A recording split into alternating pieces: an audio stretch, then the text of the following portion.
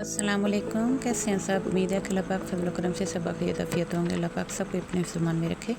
आइए आज हम बनाते हैं ज़ाफ़रानी पिस्ता बादाम कुल्फ़ा आइसक्रीम, जो बहुत ही मज़ेदार और लाजवाब बनती है और बहुत ही आसानी से बन जाती है।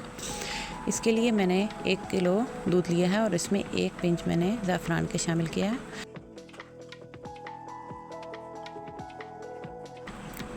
जब तक दूध गर्म होता है, मैंने 5 स्लाइसेस लिए डबल रोटी के किनारों समेत। इसको तोड़ के ब्लेंडर में शामिल करके 1 गिलास दूध डालकर इसको ब्लेंड करने के लिए रख देंगे।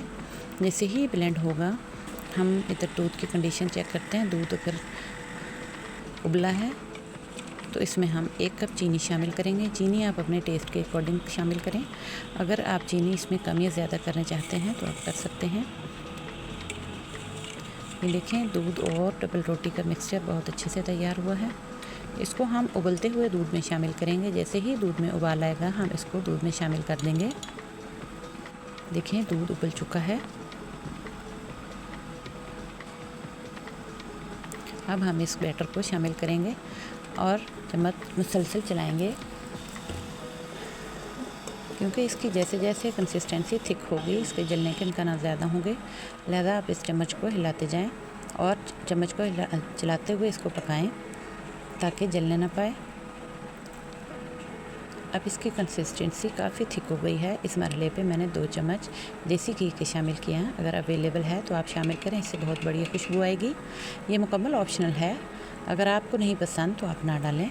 अब जैसे ही थोड़ा सा ठंडा हो, हम इसको दोबारा ब्लेंड करेंगे ताकि ये अच्छे से क्रीमी फॉर्म में आ जाए।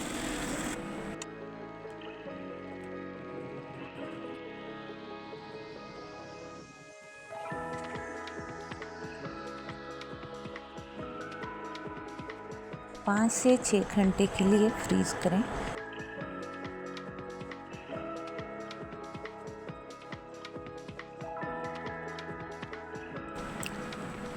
बनाइएगा और मुझे फ़ीडबैक ज़रूर दीजिएगा।